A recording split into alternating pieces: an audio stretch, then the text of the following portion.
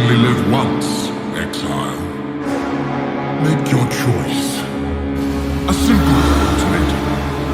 Leave with your life and a meager reward, or risk it all for a chance at ungodly riches. For each trial you accept, the challenge grows. But fail, and leave with nothing.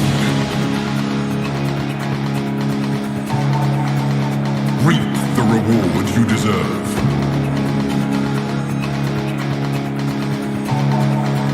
Ultimate reward requires ultimate risk. Face the ultimatum.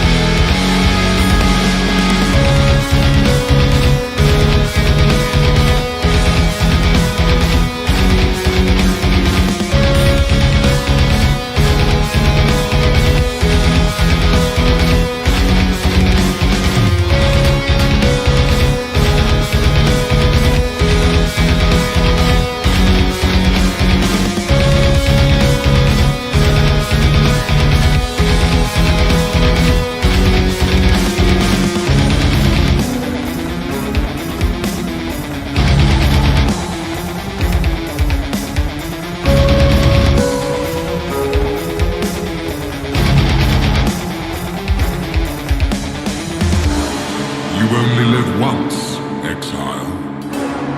Make your choice. A simple ultimatum. Leave with your life and a meager reward, or risk it all for a chance at ungodly riches. For each trial you accept, the challenge grows. But fail, and leave with nothing. Reap the reward you deserve.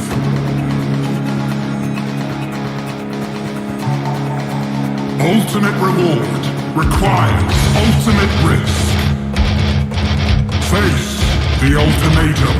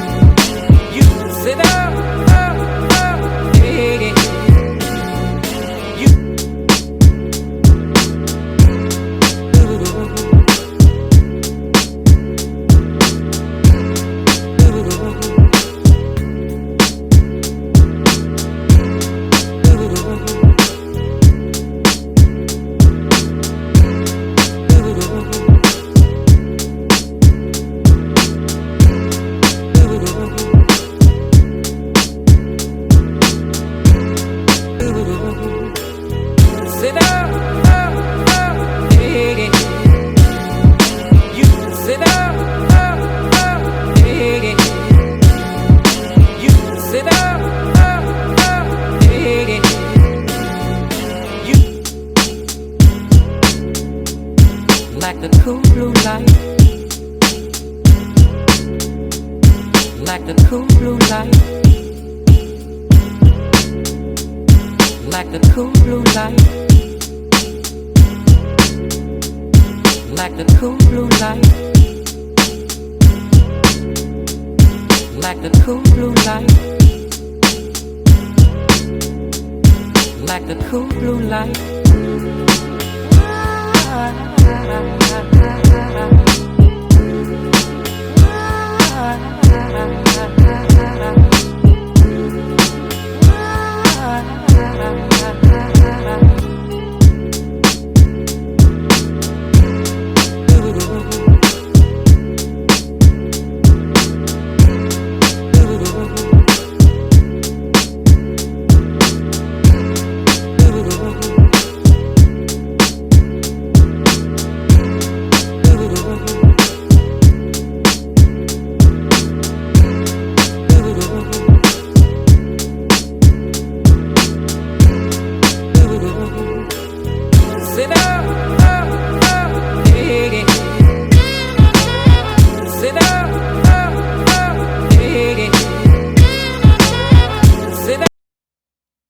Hey guys, Dante here, back with another little video. And in this one I'll be showing you guys the build that I'm currently playing, and I would say it's pretty off meta. I haven't seen a lot of people playing it, but it is a, what do you think it is? It is a Slayer Volcanic Fissure of snaking with lightning damage. Now, what are we doing? So, before we get started, let's go over how this build works, why are we Slayer, and what are we doing. So basically, how does this build work? We are using Azadi's Crest, which is a new unique added this league. It's a shield, but we care about high block chance, high life. We don't care about the void projectiles. We care about the last line, which says your lucky or unlucky effects use the best or worst from 3 rolls instead of 2. Basically, how lucky works in POE, whenever you deal damage or take damage, that number is calculated twice, choosing the better outcome. So for example, let's say you got 50% chance to block, and it's lucky, right? So you take a hit, the game sees you taking a hit, and then it will decide if it's blocked or not. If it's not blocked, but your block is lucky, it will recalculate that hit again, and it will choose, if it goes to block it, it will choose the block, because that's how lucky works, choosing the better outcome. Now, this thing is calculated 3 times, basically. So it's like giga lucky, right? So your chance to block is giga lucky, not just lucky. Now, let's say, again, you have 50% chance to block. The first roll says you don't block. The second roll says you don't block. The third roll, you block. And then you block the damage of that hit. Basically, the math goes in a way that with triple calculating your rolls, or triple rolling your block chance, is the equivalent of having 99% chance to block. It's basically 1.0 or something percent to actually get hit. Now, Slayer does not have lucky block. That's where these two come in. Forbidden Flesh and Flame. We're taking more than skill from our boy the Gladiator. Now, more than skill is basically, let me pull up the POB. One sec, there it is. So basically, more than skill is chance to block attack or spell damage is lucky if you've blocked recently. Basically, this is Valen. Okay? Think of this ascendancy as Valen, but in an ascendancy way. Now, the good thing about this is we scale high chance to block, and then that block chance is lucky, and then that lucky block chance is rolled 3 times. Basically, that's why I got 99% chance to block, 99% chance to block spell damage, and 99% chance to block suppression, because, like I said in this, oh wait, like I read here, your lucky or unlucky effects, right, is not limited to block. This affects suppress as well. So, because I took this mastery right here, chance to suppress spell damage is lucky. Again, it's rolled 3 times, which is insane. So basically, that is how the build stays alive. As you saw in the footage, you can tank Giga Tormented Possessed Rogue Exiles. You can tank multi hits from Uber Eater. You can tank hits from Shaper, the Shaper Slam and stuff like that, if you block it. Right, so that is a big if. So this build is not the definition of immortality by any means. You need to block, and you need to get lucky 3 times in a row, or 1 time out of 3, basically. The game can say that you're unlucky once. Let's say you go for an Uber Shaper, and then you did the Shaper Slam, and so you're gonna block it, and then you roll no 3 times in a row. Unlucky, and then you die. Okay? But again, that is 1 in 100 chance to roll 3 times in a row no on the block, okay, or the suppress. Now, that's how we stay alive, and with 3.1k life, we are able to tank 7 or 9 or 10 or how many Rogue Exiles you have in a ritual, and just stand there and take it, right? That is how you stay alive in this build. Now, how the build works. We are using Volcanic Fissure of Snaking. This thing has 60% of physical damage converted to fire. Buying it by itself in this setup is trash. It doesn't do any damage. So we're stacking a lot of lightning damage because we are using our Doriani's Mercenary. Surprise, surprise. Shocking, I know. So, as you can see on my tooltip, I have 431 to 37,500 lightning damage, right? And with my Doriani's Merc, that thing goes higher. Let me just go into a zone and I will show you.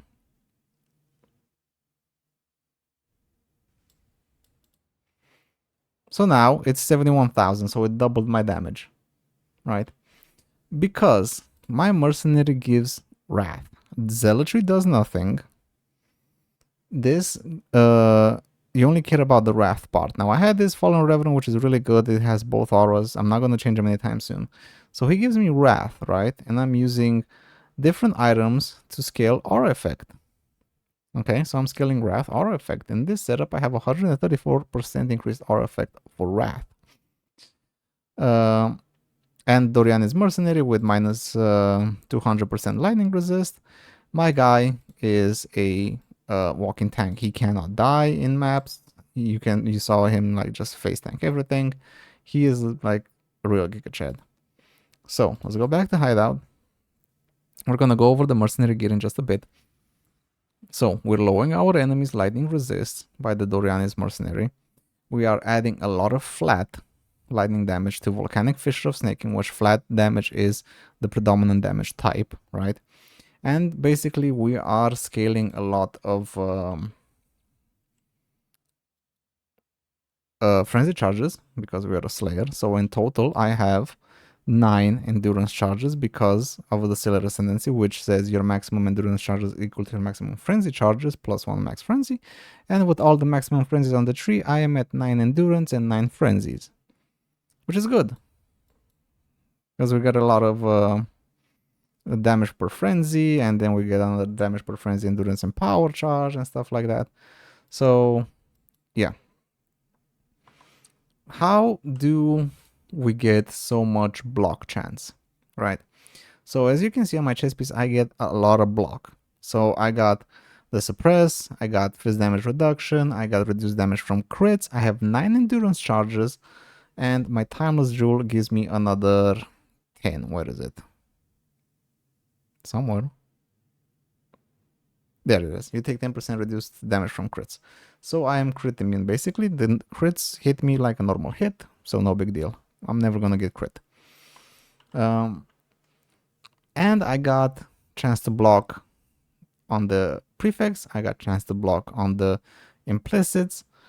I got the Azadi's Crest, which has a 34% chance to block. I got block on my tree. More block here. This mastery and this mastery are very important. 1% chance to block spell damage per 5 chance to block attack damage. 1% chance to block attack damage per 5% chance to block on equipped shield. So we're taking a lot of beneficial nodes for block and wearing a shield. We're taking all the axe, good axe wheels over here. I'm still pathing towards this to get me higher chance to crit. Area of effect is very good for Volcanic Fissure of snaking because it gives you more hits on the travel on single target. We're taking the axe wheel over here. 1 rage on hit with axes, plus attack speed, damage with ailments. That doesn't really matter, but you get 25% increased physical damage with axes, plus you get gain rage on hit and stuff like that.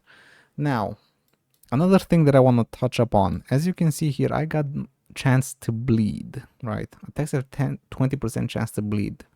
Why am I doing this? Because I'm using Yoke of Suffering.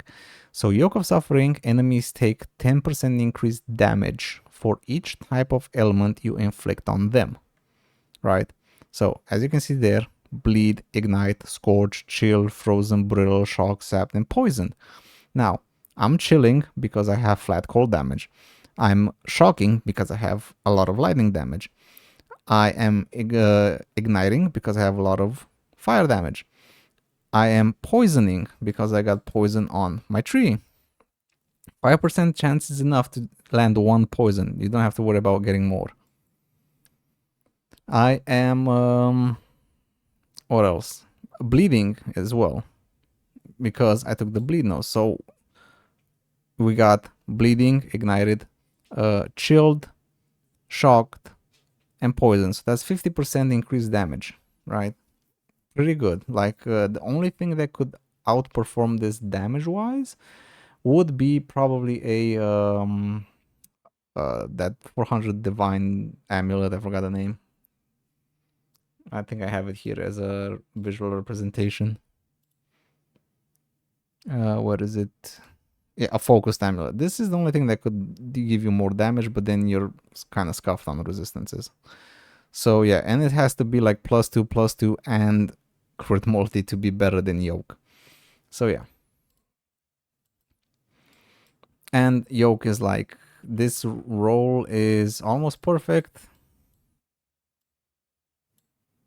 And it's 15 to 20 divines, and the other amulet, the focus amulet or whatever, is like 400, 500 divines. So you can judge by yourself. All right, so let's go over the gear and whatever else we have here, and we're going to talk about that. For my weapon, I'm using a siege axe because we're taking the axe wheels on the tree. Very important, right?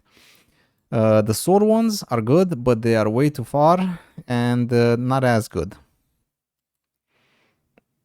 So the main thing you want on your weapon is as high as possible flat lightning damage, percent lightning damage with the veiled exalt or whatever.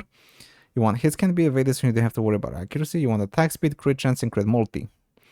The way I crafted this, I bought the base, reforge lightning, fracture the lightning, or buy the fracture the lightning damage already, and then essence spam until you get crit chance, crit multi. You can get one or the other, and then suffixes cannot be changed. Reforge crit, hope you get the other one. That's what I did. And then suffixes cannot be changed and veil chaos until you hit lightning damage. That's all that matters. Now, I do have this one as well. This one is a explode one. The explode works. It's good. You don't invest so much into the explode as like other builds, but it does work on high density maps, even without the percent lightning damage. I do not recommend it on farming Exiles, but like if you're like me and you farm your own maps, you farm your own vessels. I farm my own vessels, I farm my own maps, so I don't have to buy them. So that axe works great when farming maps and stuff like that, but I don't recommend it for Exiles. Now you decide what you want to do. For my helmet, now this build does require a lot of attributes, especially dex and int. Strength, no problems there, but int is quite a issue because we need 129 int for the awaken added lightning damage. You need like 98 for automation. Assassin's Mark is 98, Frostblink 155, but you can probably drop the level of that, not a big deal. Tempo Shield is 100 and Enlighten 96, but the main thing is you need like 129 int or 155 int if you want to use max Frostblink. So I got 155, but you do need int on your gear somewhere.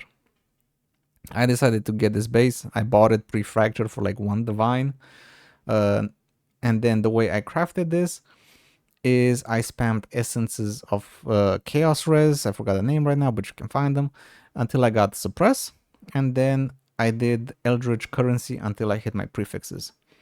Again, area effect for Volcanic Fissure, very nice, high quality of life, and RMR in the implicit with reduced attack mana cost, reduced mana cost of attacks. So my Volcanic Fissure costs 2 mana and 5 life with my rings. Azadi's Crest, it is a must. You cannot get anything else if you want to roll this and beat this tanky. You need this, like I already talked about it, so I'm not gonna waste more time on that. Yoko Suffering, best in slot, unless you want to fork out like 500 divines for a simplex amulet or a focus amulet or whatever there is. But then you have to figure out your resistances from somewhere else. You are using a lot of uniques, so good luck. For my chess piece, again, like I said, essences for the reduced damage from crits, and then you can lock suffixes, reforge fizz, and hope you get additional fizz damage reduction. And then for the suffixes, basically what I did is I locked, for the prefixes, sorry, I locked suffixes, veiled chaos. I got a chance to block spell damage. You can get chance to block spell damage or attack damage, pick whatever works for you, but you need to calculate in POB your block chance, okay? And then I crafted mana and slammed life, luckily, T1 life, and then I crafted chance to block attack. With the chance to block the spell is implicit, that gets me to 99%. Crit multi for damage, very nice. For my gloves, I'm using Breath Stealer. This gives me 2 frenzy charges. Basically, I got 1 frenzy charge from the implicit and 1 frenzy charge from the anoint. Probably the best in slot, unless you craft some crazy +1 frenzy gloves with additional strikes, I guess. Then you probably could use like lightning strike or something. I don't know, maybe. But it's hard to beat this 2 frenzies on Slayer. It's like really just too good. And the Blight Spore that you create, you saw on my mapping, it gives you a little mini auras, right? You get like Vitality, Pride, Anger, and stuff like that. Pretty good. Does not help you while on single target Ubers, but you do enough damage anyway. Mage Blood for my flask, like no need to insist over there. Ralakesh with Suppressed Corruption, that gets me to 99% because right now I am at 77, but with lucky you go up to 99. With count as having maximum number of endurance charges because you're a slayer, obviously. Alright, for the rings, I am using a +1 max frenzy ring. You do not need this. You could go with a normal ring with just elemental damage or attacks, crit multi, int, chaos res, and whatever in the prefixes. I was hoping to hit life instead of the fizz, but I didn't, so I'm not gonna go over this because increased elemental damage or attack skills is pretty rare. It has a low weighting, so I'll just settle with this. For my other ring, I am using a manifold ring with elemental damage to attacks, lightning damage to attacks, life, aspect of the crab, and non-channeling cost. I would like to reflect this at some point and hopefully go for positive on elemental damage or attacks, lightning, and life, and replace non-channeling with a useless prefix because I really don't need a non-channeling. I'm not having mana issues. So yeah, again, you don't really need the +1 frenzy, but it's good to have because it gets you closer to that crit immunity. If you're not using this, you would probably you have to get the mastery for 30% reduced damage, extra damage from crits over here. So there's a little bit of wiggle room. You lose some damage, but you cut the budget, right? So whatever, if you got a high budget, go for the +1 frenzy ring. The reason why I'm not reflecting this to have 10 frenzies and 10 endurance charges is because I need aspect of the crab, right? Aspect of the crab basically gives you these things, crab barriers, and you get additional physical damage reduction per crab barrier. I think it's like 3% or something like that. So it's like 36% additional phys damage reduction. Very nice. For my flask, I'm using Wine of the Prophet for mapping and Exiles. For single target Uber's Pinnacles and stuff like that, I'm using a Prismatic Tincture with increased effect and melee weapon attack damage with quality and stuff like that. So mapping in Exiles, Wine of the Prophet, Uber's that. If you roll something else, if you change your rings and stuff like that, you could sock it in a gold flask. Don't get me wrong, that would be good. That would be really good. And then instead of one of these flasks, like the resist flask, you could use like a gold flask, and instead of the Wine of the Prophet, use the tincture all the time. That would be ideal, but I'm struggling with resistances. My resistances are not that overcapped as I would like, but it gets the job done. All right, let's go over the gems. Assassin's Mark, Mark on hit, life tap so it doesn't cost mana. Arctic Armor, Grace, Enlighten, and Tempest Shield. Over here, Blood Rage, Berserk, and Enhance.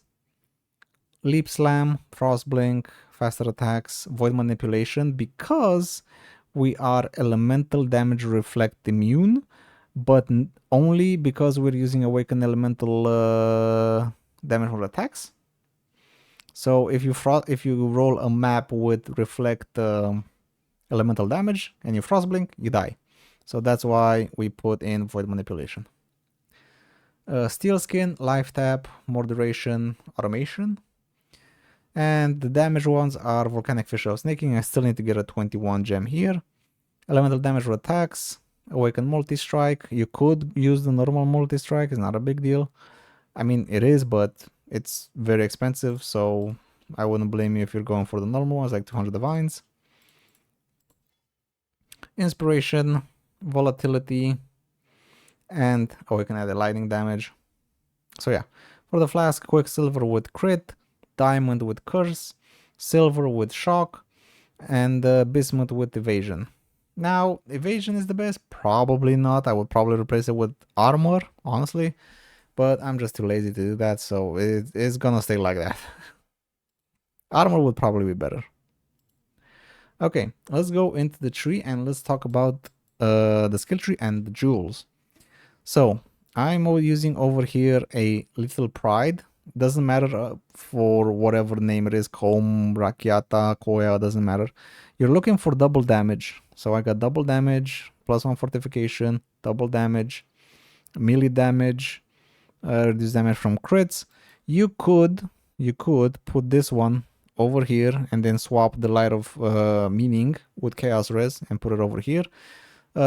Depends on which timeless jewel you find better. If I was to swap these, I could take Iron Reflexes, which converts all my evasion into armor, but honestly, I don't care.